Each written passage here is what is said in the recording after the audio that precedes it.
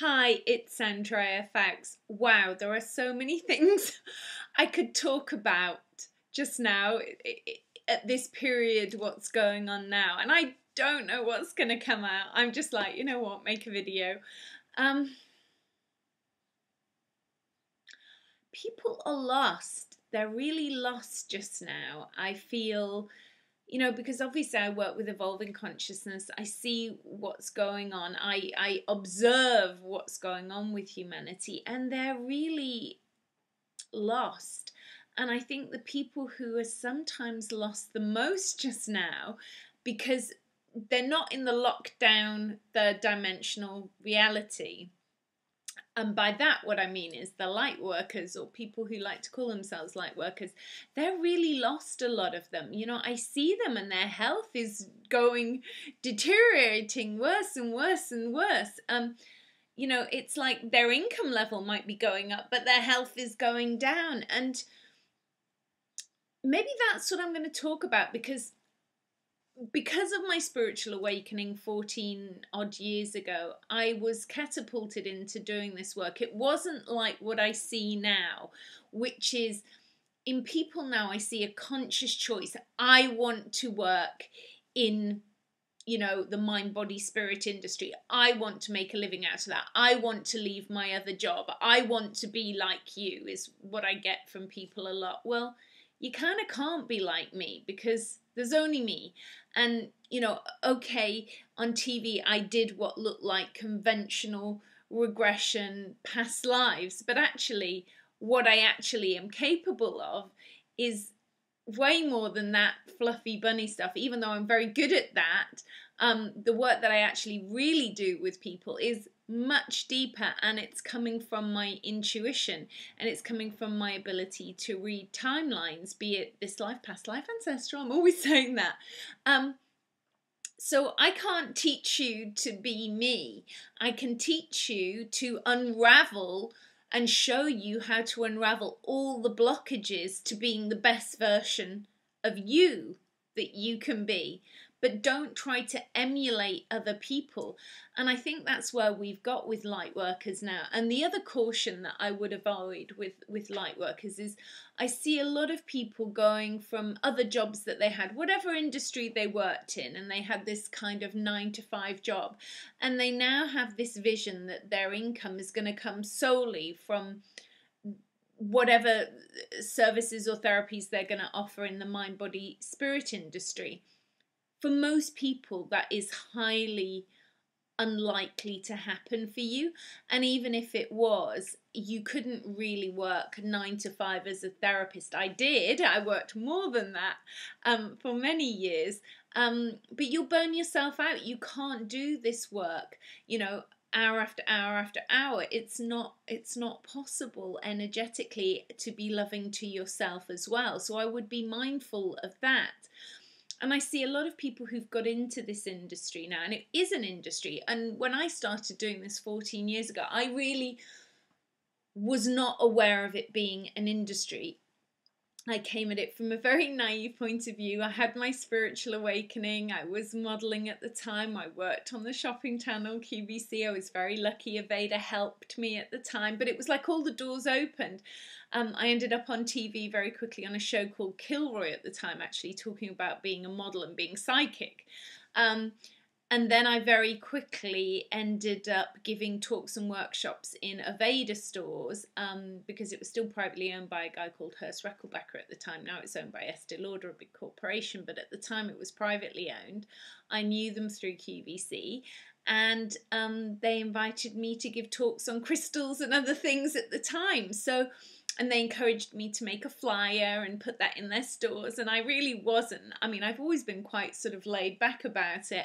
And I started to be able to see people's past lives and read their timelines, as well as being able to tune into their energy field and do healing work with them, which I stopped doing when I ended up on TV on This Morning, which most of you know, and I was regressing people into past lives, and I ended up with the show called Have I Been Here Before?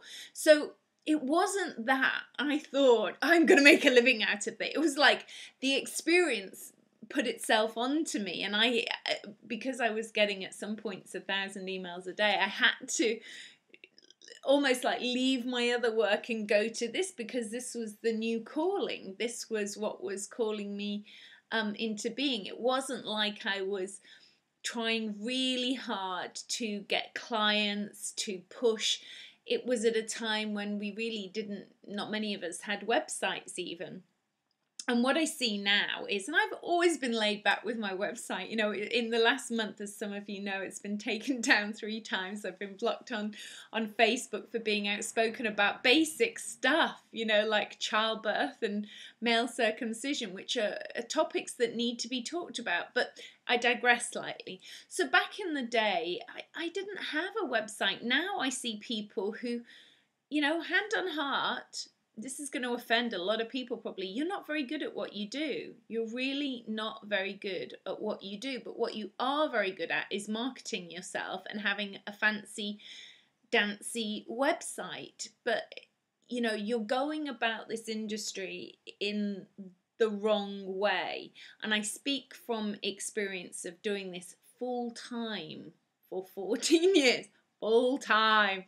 And you know, I'm 44 and I don't have Botox, I don't have any surgery, I don't have anything going on. To maintain your health and well-being, I nearly burnt myself out doing this. You know, I was in that evangelical phase, which everybody who wants to be a healer, therapist, light worker, you all are going to go through it. Oh my God, these people want my help, I can't help them. You know, and you go through that phase, and you know, you're doing whatever your gift is morning, noon and night, but you will burn yourself out. You need to pace yourself. And at this point now, I would imagine you need some other supplementary income. You are not going to be able, for most people, to go from some other job to this straight away and expect to pay all your bills from this. It's not going to happen for you. And if it does, and it doesn't come organically, you're going to be using ruthless methods to get clients, and that is not coming from love or integrity. It's not coming from the divine flow of the universe and your higher self and what you're meant to be doing. If you're having to push to create it, it's not coming from a divine sacred space. And so I think the whole of the world is saturated with people who are not particularly very good at what they do. And the worst thing that's happened is they've stopped working on themselves. They don't put the time aside to work on themselves. And we have all these glorified names that we love, and people's egos love the idea of being a Reiki master in, you know, a weekend or something. And you know, I see all these other therapies with all these, you know, weird names and stuff, and people are racing around to get their certificate. They got a certificate. You know, really being intuitive, really being able to read energy fields. You don't need a certificate to be able to do that. You need to be naturally, organically able to do that. You don't have to try very hard to be able for those gifts to come to the surface. And if you want those gifts to come to the surface, the best thing you can do is to work on yourself. Do the emotional inner journey work on yourself. All the certificates in the world aren't going to make you any good at that just because you have a qualification. This isn't like the third dimensional world where, you know, you go to university and you study, or you get a qualification and then you can get a job in it. You're trying to put a third dimensional world into the spiritual world, and it's not going to work long term. It might be just about getting away with it just now for a lot of people, but it's going to burn out. It's not sustainable long term. And so there's a lot of people going to people who are not very good at what they do, and then that's their first experience of something because the person was cheap or whatever. And that's not the reason to go to somebody because they're cheap.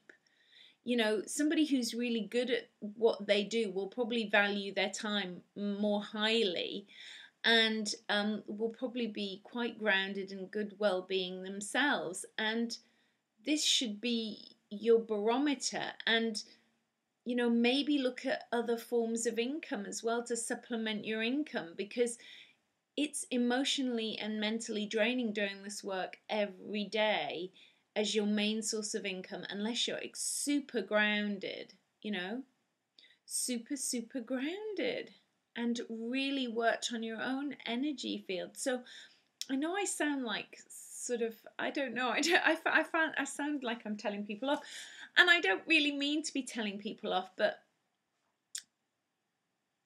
I just feel nobody's saying anything, secretly behind, doors. People are going, oh my God, and it shouldn't be an area of life that people are gossiping in.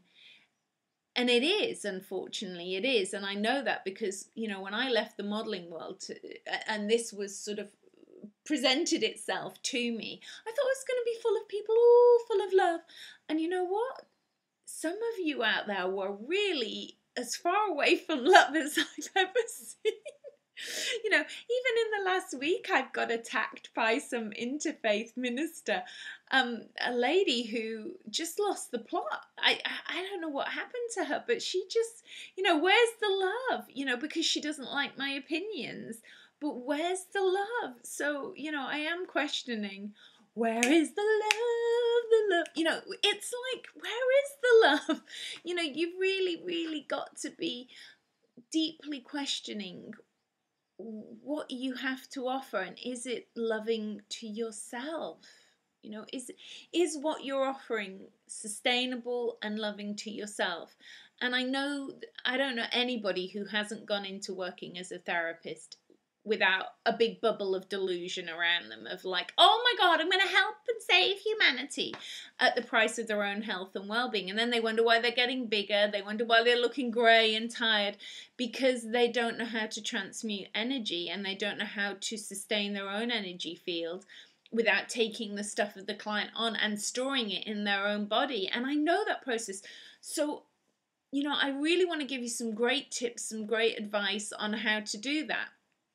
But you have to be willing to listen, and I'm not sure that many people are willing to listen and to do the inner journey work on themselves. The really deep inner journey work, the karmic clearing, the ancestral clearing, not the skimming the surface fluffy bunny, oh, my friend's a therapist so we swap and we trade. No, really doing the deep, deep stuff.